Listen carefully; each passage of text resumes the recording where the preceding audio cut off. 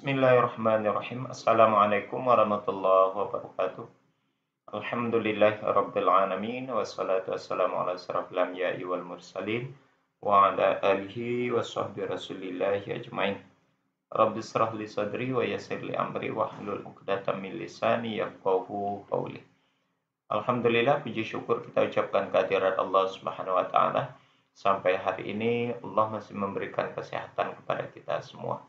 Salawat dan salam kepada Nabi Allah Muhammad sallallahu alaihi wasallam. Baik saudara sekalian, berjumpa kembali kita masih berbincang tentang perbandingan agama. 4 pekan kurang lebih sudah saudara pelaksanaan Piala Dunia 2002 di Qatar. Sangat istimewa atau ada menyimpan cerita-cerita yang luar biasa yang terjadi dalam perhelatan Piala Dunia tahun ini ya. Piala Dunia pertama yang dilaksanakan di negara yang notabene mayoritas Muslim atau Islam. Justru dengan keberadaan Piala Dunia yang dilaksanakan di negara Islam, begitu ya, yang notabene negara beragama Islam, ternyata menyimpan banyak cerita, menyimpan banyak kisah dan hal-hal yang menarik, bahkan isu-isu tentang kemanusiaan, tentang politik dan banyak hal itu juga menyinggung ataupun berbaurlah dalam pelaksanaan perhelatan Piala Dunia tahun ini, begitu ya. Dan sebagaimana yang kita ketahui, dan ini juga banyak beredar di dunia maya, di sosial media, khususnya di YouTube, tentang beberapa isu yang cukup cukup viral, begitu ya. Di antaranya adalah penolakan para fans sepak bola dari penjuru dunia terhadap jurnalis yang meliput perhelatan Piala Dunia ini, jurnalis-jurnalis dari negara Israel yang ditolak. Tidak saja penolakan itu terjadi atau dilakukan oleh supporter dari tim-tim negara Muslim, namun juga ternyata dari tim-tim negara yang di luar Muslim ataupun negara-negara yang mayoritas beragama Kristen ataupun hal-hal yang lain. Seperti kalau yang di YouTube itu banyak sekali, kalau yang di dunia Timur Tengah atau daerah-daerah negara-negara Timur Tengah banyak yang menolak secara spontan, menunjukkan mereka tidak suka dan tidak mau diwawancara diliput oleh jurnalis-jurnalis yang berasal dari negeri ataupun negara Israel. Bahkan yang dari Jepang pun ketika diwawancarai mereka menolak. Kemudian ada juga yang dari Argentina, dari Brazil, mereka pun pada dasarnya menolak bahwasanya liputan dari jurnalis Israel itu mereka tidak mengakui, dan mungkin bukannya tidak mengakui, mereka begitu tidak menyenangi penindasan yang terjadi terhadap masyarakat atau umat yang hidup di bangsa Palestina yang dilakukan oleh Israel tersebut. Itu salah satu isu yang berkembang di sana. Kemudian lagi isu lain yang menarik di sana itu adalah banyaknya umat-umat yang berkunjung ataupun manusia yang berkunjung ataupun para supporter yang berkunjung ke perhelatan Piala Dunia Qatar itu ternyata mengenal Islam dengan konsep yang berbeda. Maksudnya adalah tadinya Islam yang dia kenal melalui cerita, melalui berita, ternyata yang dia lihat di sana sangat berbeda dengan apa yang mereka tonton dan apa yang mereka dengar. Sehingga hal ini mengakibatkan banyaknya gelombang mu'alaf dalam perhelatan Piala Dunia ini. Tercatat kurang lebih 550 yang sudah bersyahadat selama kurang lebih 3 pekan ya, selama kurang lebih 3 pekan dalam perhelatan Piala Dunia Qatar 2022 ini, Saudara. Dan yang isunya sangat keras sampai sekarang ini masih berjalan adalah kampanye LGBT. Nah, ini memang pro dan kontra negara-negara Barat, ya, juga dengan negara-negara Islam, khususnya negara Qatar selaku tuan rumah dari perhelatan Piala Dunia 2022 ini, yang begitu jelas, frontal dan tegas di awal-awal dia telah menyampaikan satu peraturan dan undang-undang negaranya yang mengharamkan dan melarang LGBT untuk bisa masuk ke negara Qatar itu. Yang juga sebagaimana diketahui, negara-negara Eropa, tim-tim dari Eropa banyak yang menentang peraturan ataupun pelarangan yang dijadikan syarat oleh negara Qatar tersebut terhadap pelaksanaan perhelatan Piala Dunia di sana. Nah, dan yang paling frontal, negara dan sekaligus tim yang sangat frontal dalam mengkampanyekan LGBT, yang dalam penolakan, maksudnya dalam penolakan ketetapan yang ditetapkan oleh tuan rumah terhadap pelarang LGBT adalah negara Jerman. Sebagaimana kita ketahui, Jerman itu begitu luar biasa menolaknya. Bahkan tidak saja Jerman, ada Inggris, ada Denmark, ada Wales, dan beberapa negara lainnya. LGBT ini padahal pada dasarnya bukan sesuatu bukan satu fenomena baru ya, bukan satu fenomena baru dan bukan hal yang yang sangat yang asing, bukan yang asing sebetulnya. Itu sudah sangat lama. Bahkan terjadinya satu kisah kehidupan bangsa Gomora atau kaum Sodom, ya, umatnya Nabi Lut, itu terjadi gempa bumi, banjir, bencana alam, gunung meletus, dan bahkan dihujani batu meteor oleh Allah.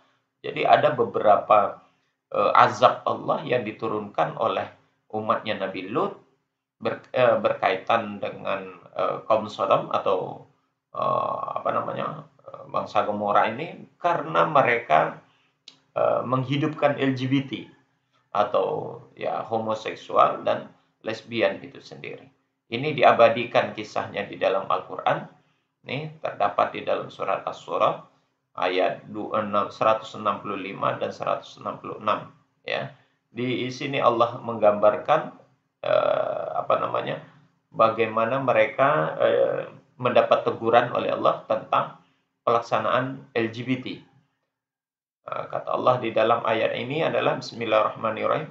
Atatuna zukrana minal alamin wa tazaruna ma khalaqalakum rabbukum min azwajikum bal antum qaumun adun. Ya. Kata Allah, mengapa kamu mendatangi jenis laki-laki di antara kamu? Jadi ini laki-laki yang sesama laki-laki. Dan kamu tinggalkan istri-istri yang dijadikan oleh Tuhanmu untukmu, bahkan kamu adalah orang-orang yang melampaui batas. Jadi saudara, apa yang Allah nyatakan di dalam surat Asy-Syu'ara ayat 165-166 ini gambaran tentang kehidupan yang terjadi di masa kaum Nabi Lut berkaitan tentang umatnya yang suka dengan sesama jenis atau yang sekarang kita sebut dengan LGBT. Nah, itu yang dikampanyekan, ya, dipromosikan lah bahasanya itu oleh salah satu klub terbesar di dunia, yakni tim Panzer atau tim dari negara Jerman, sehingga mereka melakukan aksi tutup mulut seperti ini berkaitan dengan promosi ataupun berkaitan dengan kampanyenya menentang apa yang dilaksanakan oleh pemerintahan Qatar terhadap pelarangan LGBT.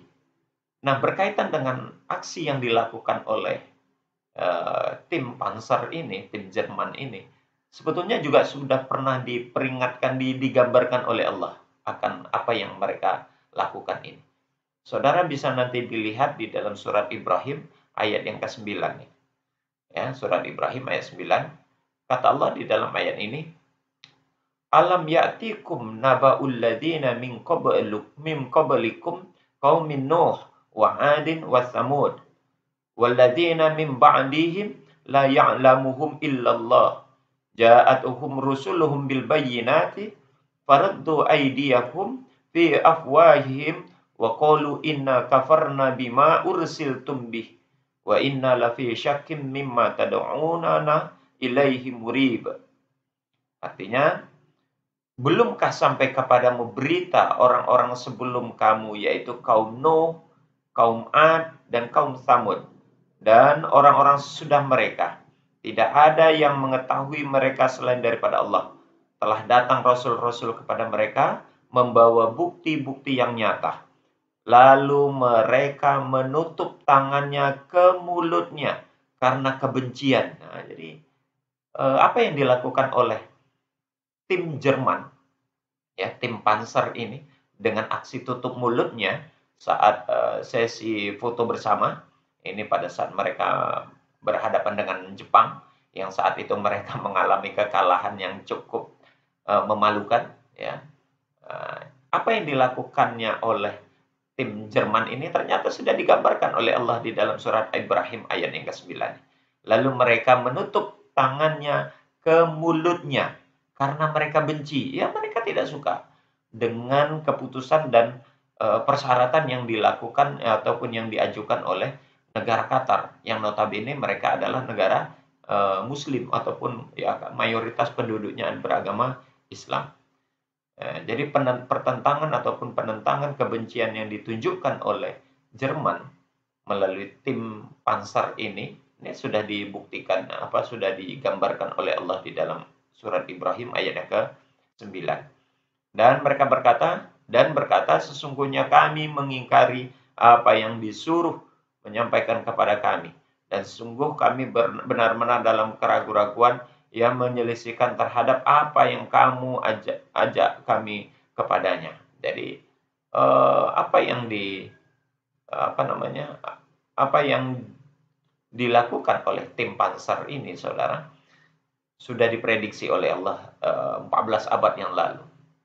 Ya, sudah diprediksi bahwasanya itulah yang dilakukan oleh orang-orang yang mengingkari pelarangan-pelarangan yang Allah sampaikan di dalam Al-Quran tentang LGBT, ya, tentang LGBT. Jadi kalau negara Qatar begitu keras menolak LGBT, dia disebabkan karena memang syariat Islam yang melarang itu. Ini yang terdapat di dalam surat Asy-Syu'ara tadi, ya. Ditambah lagi gambaran Allah berkaitan orang-orang yang menolak tentang LGBT itu sendiri, digambarkan dalam Ibrahim ayat yang ke-9. Nah, apa yang dilakukan oleh Panzer, oleh tim Jerman ini, ya, persis sekali dengan apa yang Allah katakan di dalam Ibrahim ayat yang ke-9 ini, surat Ibrahim ayat ke-9. Mereka menutup tangannya ke mulut mereka. Persis sama sekali. Dan di samping itu, saudara sekalian, sebetulnya apa yang disampaikan oleh Allah di dalam Al-Quran berkaitan LGBT, itu tidak hanya saja di dalam Al-Quran Allah sampaikan. Di dalam kitab sebelumnya, yakni dalam Injil, itu juga Allah katakan sebetulnya. Dalam Taurat dan Injil juga Allah ada nyatakan tentang pelarangan LGBT. Kita lihat ayat ini, saudara.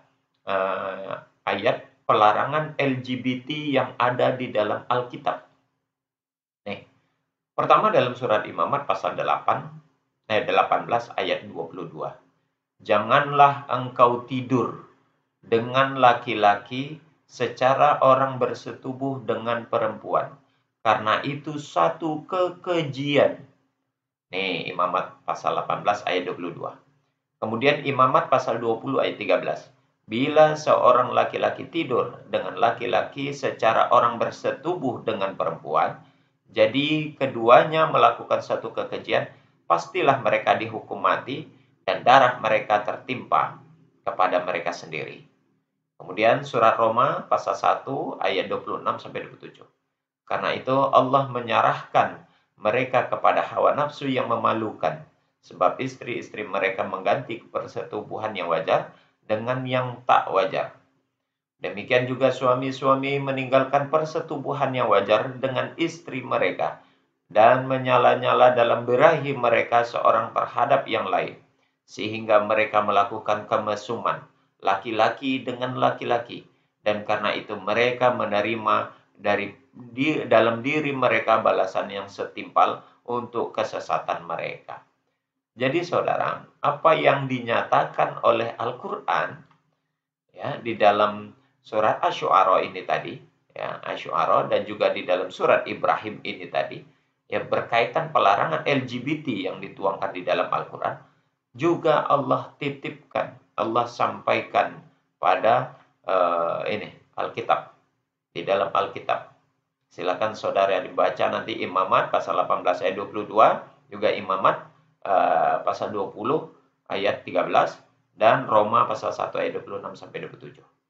Jadi apa yang dilakukan oleh pemerintahan Qatar, saudara, berkaitan pelarangan LGBT di dalam perhelatan Piala Dunia ini, Piala Dunia tahun ini, begitu tidak ada kesalahan dalam pelaksanaan ketentuan hukum tersebut.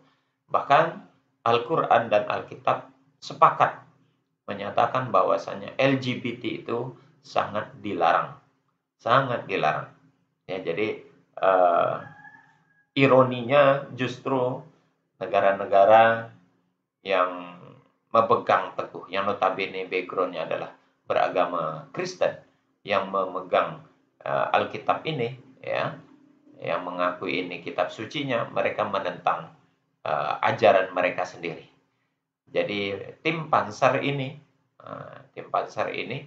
mereka justru menentang ajaran yang ada di dalam Alkitab sendiri.